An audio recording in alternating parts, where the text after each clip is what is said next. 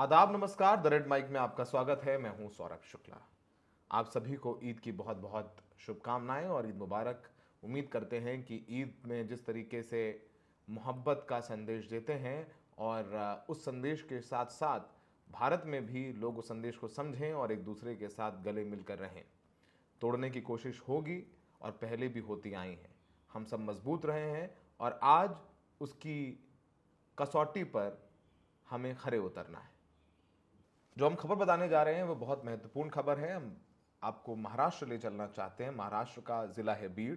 बीड़ का गांव अर्धमसाला अर्धम अर्धमसला नाम का एक गांव है, जहां पर एक मस्जिद है और उस मस्जिद को बम से उड़ाने की कोशिश की गई और बम से उड़ाने की कोशिश करने वाले दो शख्स को पुलिस ने गिरफ्तार किया है। एक का नाम है विजय रामा गावने और दूसरे का नाम है श्रीराम अशोक सागड़े। ये दोनों ही इसी गांव के रहने वाले हैं। आपको बताएं कि ये धमाका मक्का मस्जिद में जो बीड़ जिले के इस गांव में है वो शनिवार और रविवार के दरमियानी रात हुआ। लगभग सुबह 2:30 बजे ये धमाका किया गया। जब ये धमाका हुआ तो इतना ज़बरदस्त धमाका था कि मस्जिद की तमाम खिड़की के शीशे टूट गए और फर्श पे भी दरारें आ गईं। मस्जिद हिली और धमाके की आवाज़ कई किलोमीटर दूर तक लोगों ने सुनी। जो लोग खेत में थे वो दौड़कर वहां पहुंचे और उन्होंने देखा कि ये दोनों शख्स विजय रामा गावने और अशोक सागड़े वहां से भागते हुए नजर आए। पुलिस ने इन दोनों को गिरफ्तार कर दिया है और जब ये धमाका हुआ तुरंत ही गांव के सरपंच ने पुलिस को इत्तला की और पुलिस ने मौके पर पहुंच करके स्थिति का जायजा लिया और लोगों के बयानों के आधार पर और जो प्रत्यक्षदर्शी थे उनके बताने पर इन दोनों युवकों को पुलिस ने गिरफ्तार किया है। इन दोनों युवकों से पूछताछ पुलिस ने की तो उन्होंने बताया कि वो मस्जिद के कंस्ट्रक्शन को लेकर के, मस्जिद बनने को लेकर के खफा थे और वो ईद से पहले माहौल ख़राब करना चाहते थे। ये उनकी मंशा थी। लेकिन गांव वालों ने शांति बनाए रखी और ईद आज है और ईद के दिन वहां नमाज भी बहुत शांतिपूर्ण तरीके से संपन्न की गई। आपको बताएं इस पूरे मामले में मुख्यमंत्री देवेंद्र फडणवीस ने भी बयान दिया था। देवेंद्र फडणवीस ने बयान में अपने कहा था कि जो भी इस धमाके के पीछे हैं उनको छोड़ा नहीं जाएगा। ये दोनों जो शख्स हैं, सोचिए कि ये इतने नटोरियस हैं या इनके दिमाग में इतनी नफरत भरी है एक कम्युनिटी के खिलाफ कि इन्होंने जिलेटिन स्टिक्स का इस्तेमाल किया धमाका करने में। और ये दोनों ही माइनिंग के काम से जुड़े हुए हैं। कुएं में जाके ब्लास्ट करते हैं, तो इस वजह से उनको पता है कि ये जो ब्लास्ट है वो जिलेटिन स्टिक से किए जा सकते हैं। दोनों ने इसमें से एक जो शख्स है उसने जब वो जिलेटिन स्टिक लगा रहा था तो उस वक्त का वीडियो भी बनाया और सिगरेट पीते हुए भी उस वीडियो में वो नजर आ रहा है और उसने इस वीडियो को अपने इंस्टाग्राम पर पोस्ट किया जैसे कि वो बहुत बढ़िया काम करने जा रहा है और उसको शाबाशी मिलेगी, उसको कोई वीरता पुरस्कार मिलने वाला है। लेकिन उसकी गिरफ्तारी हो गई है। ये भी बताया जा रहा है जो पुलिस की एफआईआर है उसमें उसके मुताबिक कि इस गांव में एक प्रोसेशन निकला था जिसमें सभी धर्म के लोगों ने भाग लिया और लोगों ने बताया कि रात 9:30 बजे ये दोनों शख्स वहां पर आए। उन्होंने सांप्रदायिक टिप्पणियां करनी शुरू करी, गाली गलौज शुरू करी और वहीं पे कुछ कहासुनी हुई। कहासुनी के बाद इन दोनों ने बदला लेने की भावना के चलते इस पूरे प्रकरण को अंजाम दिया। आपको बताएं कि ये भी निकल करके जांच में सामने आ रहा है कि इन्होंने शराब भी पी रखी थी। इस मामले में गिरफ्तारियां दोनों की हो गई और इसके अलावा 2 और लोगों की गिरफ्तारी हुई है। Maharashtra ATS anti terrorism squad जो है वो भी इन दोनों से पूछताछ करेगी कि कहीं ये किसी बड़े मॉड्यूल का हिस्सा तो नहीं है। ठीक ईद से एक दिन पहले इन्होंने जिस तरीके से धमाका किया मस्जिद के अंदर, उससे माहौल काफ़ी ख़राब हो सकता था।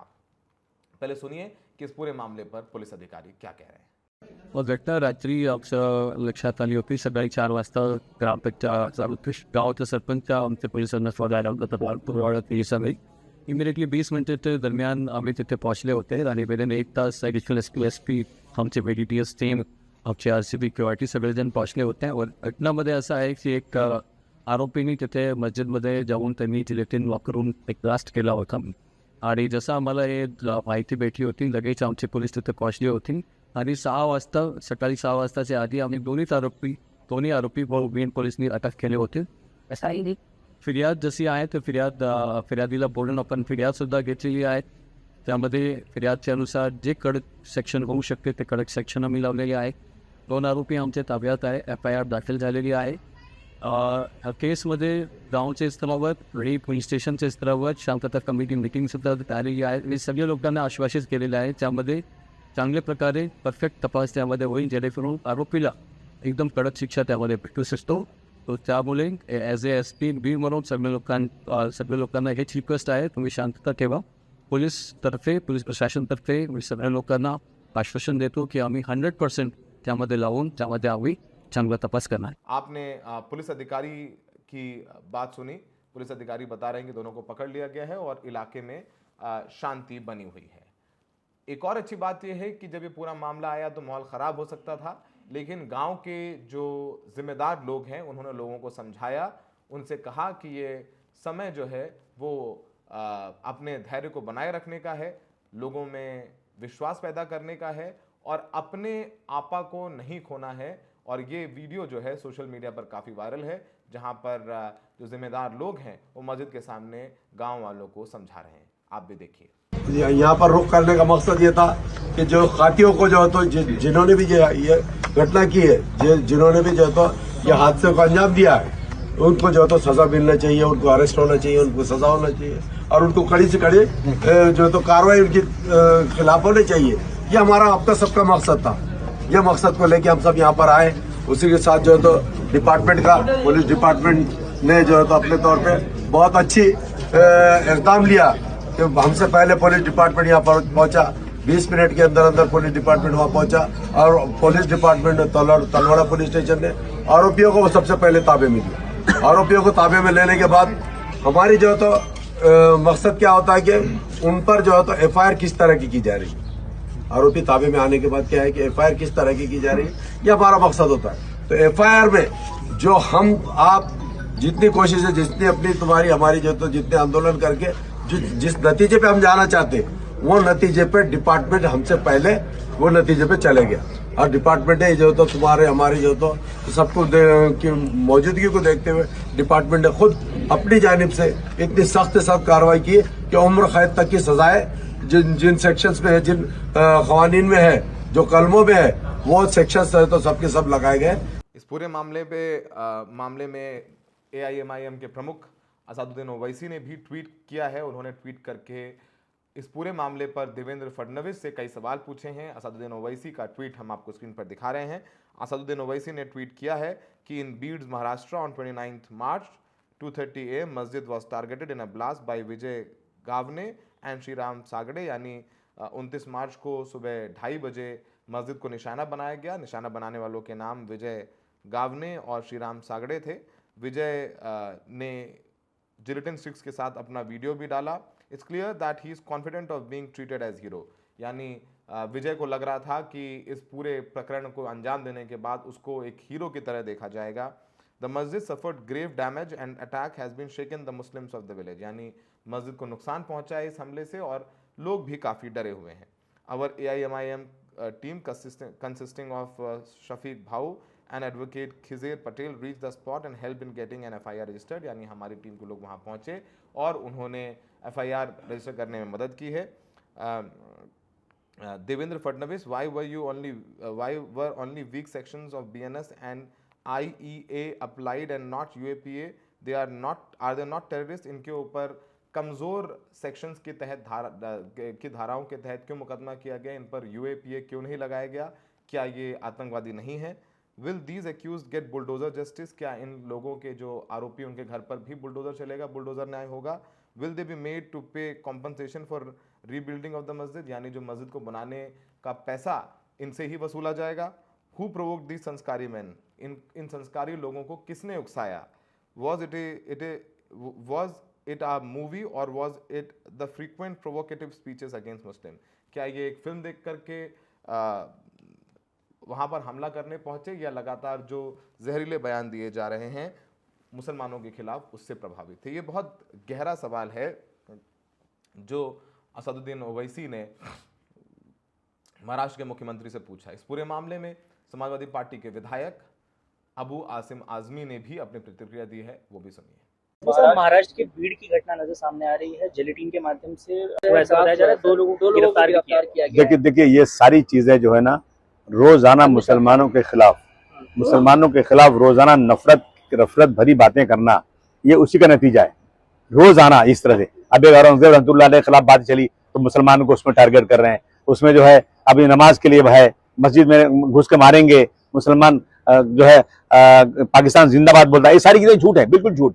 लेकिन इन सब चीजों को लेकर के आम इंसान, आम हिंदू के दिलो दिमाग में जब बड़ी बड़ी कुर्सियों पर बैठे हो मंत्री मुसलमानों के खिलाफ इतना जहर उगलेंगे तो आम आदमी ये सोचेगा कि इनके खिलाफ मैं क्या करूं, मैं कैसे लाइने बढ़ूं। उसी का नतीजा है, मैं समझता हूं ये नफरत का नतीजा है। जो लोग ये कर रहे हैं ना, उन पर सख्त कार्रवाई होना चाहिए। मैं समझता हूं कार्रवाई वैसी नहीं होगी जैसी होना चाहिए।